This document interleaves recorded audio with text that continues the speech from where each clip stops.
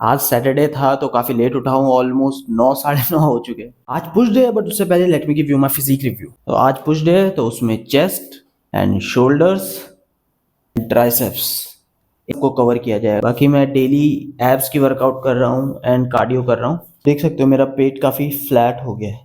तुम भी ट्राई करता हूँ, एक पोज होता है जिसमें आप पेट को एकदम अंदर ले जाते हो, जिसमें आप कोशिश करते हो आपका बेली बटन आप जितना पीछे ले जा सको उतना पीछे। आज का पुश वर्कआउट प्लान बनाने जा रहा हूँ। मैंने सोचा है कि सेट्स एंड रैप्स में नहीं करूँगा, वर्कआउट टिल फेलियर करूँगा। सो इन माय ओपिनियन ये सारे जो पुशअप्स हैं, ये आरबी का मतलब रेजिस्टेंस बैंड है, बाकी तो आपको पता चल रहा होगा। सब पुशअप चेस्ट को अच्छे से कवर कर लेंगे। 3 सेट मारूंगा, हर सेट टिल फेलियर, और एक सेट करने के बाद रेस्ट लूंगा 20 सेकेंड का। इसके अलावा शोल्डर एंड ट्राइसेप्स भी है, उनकी भी कुछ वर्कआउट मुझे ऐड करनी है। ये है शोल्डर की वर्कआउट और ये है ट्राइसेप्स की। इन सबको करने के बाद जब मैं शोल्डर पे आऊँगा, मुझे पता है कि उतनी अच्छी इंटेंसिटी से ये सब मैं नहीं कर पाऊँगा, बट फिर भी इनके 3 सेट करूँगा टिल फेलियर। एंड ट्राइसेप्स के लिए मैंने टिल फेलियर नहीं किया हुआ है। Kickbacks and skull crushers 2 workout है, इनको मैं करूँगा 100 ईच। टाइम की कोई बाउंडेशन नहीं है, सो लेट्स गो। सबसे पहले मैंने करी नॉर्मल पुशअप्स। अब जरूरी नहीं है कि आप फेलियर तक ज़्यादा रैप से ही जा सकते हो।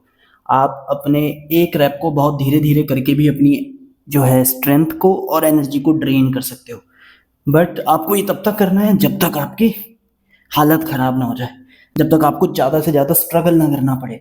बट हाँ, एक चीज़ और मैं आपको बोलूँगा कि आप एकदम फेलियर तक भी मत जाना, क्योंकि अभी और भी बहुत सारी एक्सरसाइज करनी है। इसके बाद बारी आती है रेजिस्टेंस बैंड से पुशअप्स करने की।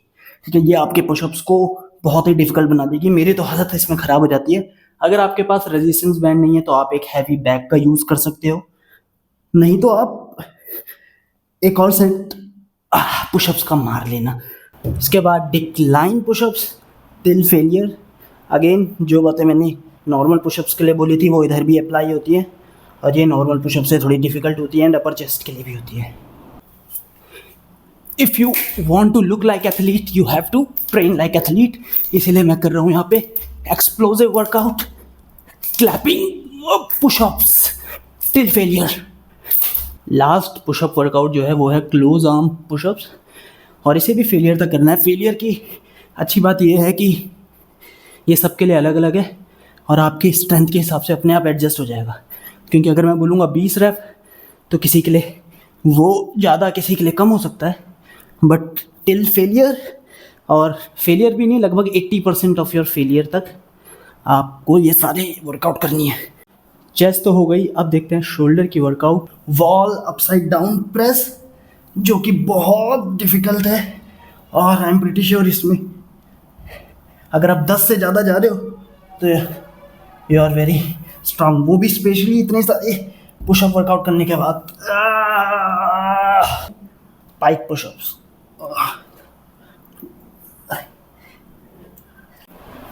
ट्राइसेप्स की वर्कआउट को ज़्यादा कॉम्प्लिकेटेड ना करते हुए मैं सिर्फ 2 वर्कआउट करूँगा। ये किक बैक्स, हाँ, स्कल क्रशर्स। इसको जोड़ के करने पे मेरे को ज़्यादा सही लगा था। So 1, 2, 3. I can clearly see pump in my shoulder area, in my chest and triceps में अभी लाइटिंग की वजह से उतना नहीं पता चल रहा है, बट शोल्डर एंड चेस्ट में काफ़ी ज़्यादा पंप है। मॉर्निंग में 2 केले और वही मेरा ओटमील वाला खाना एज यूजुअल। सैटरडे था तो थोड़ी घर की सफाई भी कर ली जाती है, और मैंने आपको पहले ही बताया घर की सफाई करना मेरे लिए एक एक्स्ट्रा कार्डियो है। मैं कोई भी ऐसी एक्टिविटी मिस नहीं करता जिसमें थोड़ी एक्स्ट्रा कैलोरीज बर्न हो जाए। अब मैं चले जाता हूँ बाहर दही लेने, क्योंकि सैटरडे संडे मैं ज़्यादा दिन में हैवी खाना नहीं खाता हूँ। जस्ट दही लेकर आ जाता हूँ 400 या 500 ग्राम, और उसमें ये मखाने और मूंगफली डाल के खाता हूँ। अभी मैं देख रहा हूँ ब्लैक मिरर, और यार मैं सही में बहुत बड़ा फ़ैन हूँ ब्लैक मिरर पूरी सीरीज़ का। आपने देखा है ब्लैक मिरर? कमेंट सेक्शन में बताना। शाम के वर्कआउट में मैं साइकिलिंग पर निकल गया। उसके बाद ये पैरेलल बार जैसी चीज़ें हैं जहाँ पे मैं आकर मैंने हमारी टिप्स कितनी 100। आज पुश डे था, घर पे मेरे पैरेलल बार्स नहीं है, तो फिर मैंने इसीलिए से शाम के लिए प्लान किया। सारे रैप आराम से करे, और सही में चेस्ट की हालत एकदम ख़राब हो गई थी। फिर मैं दुकान में चले गया दही लेने और इन सब डिस्ट्रैक्शन से दूर भागा। अभी मैं बीन्स प्याज से मसाला तैयार कर रहा हूँ, उसमें पनीर डालूंगा और 3 अंडे तो खा ही रहा हूँ। बीन्स एंड पनीर, साथ में 3 अंडे, 2 का यॉल्क निकाल दिया था मैंने, वो बिल्ली को दे दिया, एंड साथ में 5 रोटी। आज की वर्कआउट से पूरी बॉडी सोर हो रखी है, तो स्टार्ट करते हैं आज के 10 पेजेस।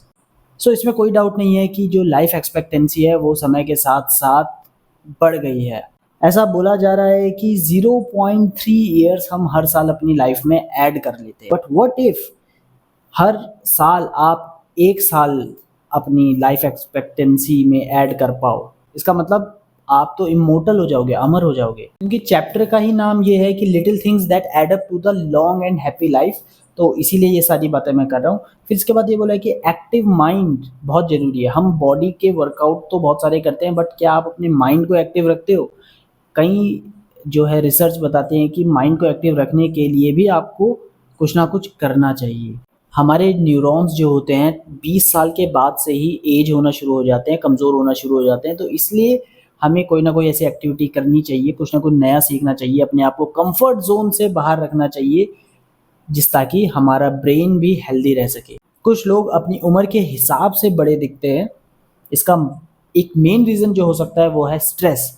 काफ़ी सारी रिसर्च है यहाँ पे, जो अमेरिकन इंस्टीट्यूट ऑफ स्ट्रेस ने इन्वेस्टिगेट किया था कि क्राइसिस के दौरान जब भी मुश्किल समय होता है उस टाइम पे बॉडी ज़्यादा एज करती है। स्ट्रेस कितना हार्मफुल हो सकता है, इन्होंने 2 एग्जाम्पल दिए हैं। इसका एक एग्जाम्पल था कि एक इंटरव्यू कंडक्ट कराया गया, उसमें बहुत स्ट्रेसफुल क्वेश्चन दिए गए और ब्लड टेस्ट जो था, ब्लड सैंपल पहले लिए गए थे इंटरव्यू से एंड इंटरव्यू के बाद लिए गए।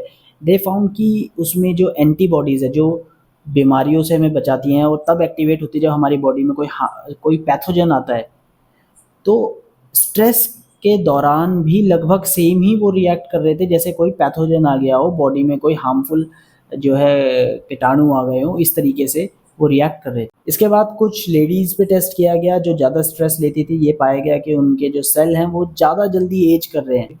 बहुत पुराने समय में जब हम केवमैन थे यानी आदि मानव थे, उस समय स्ट्रेस रेयर चीज़ होती थी। जब हमारी ज़िंदगी पे बात आ जाती थी, जीने मरने की बात आ जाती थी, उस टाइम पे स्ट्रेस होता था और वो हमें इस सिचुएशन से बाहर निकालता था जब एड्रेनलिन हार्मोन और कॉर्टिसोल जैसे हार्मोन बॉडी में वो रिलीज़ करते थे। बट आज के समय में इतना कॉम्पिटिटिव वर्ल्ड है कि हम हमेशा जो है एक तरीके से स्ट्रेस में रहते हैं। अब बहुत सारे एग्जाम्पल दे रखे हैं कि जो केवमैन थे वो हमेशा रिलैक्स रहते थे, हम हमेशा टेंशन में रहते हैं। वो स्ट्रेस कभी कभार लेते थे, हम कॉन्स्टेंटली जो है कॉल का वेट करते हैं, ईमेल का वेट करते हैं, जिसे हम एज अ स्ट्रेस और या फिर एज अ प्रीडेटर हम समझ के। बॉडी को तो नहीं पता ना कि क्या प्रीडेटर। बॉडी अगर टेंशन ले रही है तो वो समझता ही है कि भाई कोई हार्मफुल चीज़ है, कोई ऐसी चीज़ है जिससे उसे ज़िंदगी को नुकसान है। तो स्ट्रेस को रिड्यूस करने के लिए भी एक चीज़ है, वो है माइंडफुलनेस, ब्रीदिंग एक्सरसाइज करना, योगा करना, and there are many other things also. So meditation भी इनमें से एक है। So that's it for today. अब मिलते हैं कल। I hope you are liking these videos. Don't forget to like, subscribe if you haven't done it yet. Bye bye.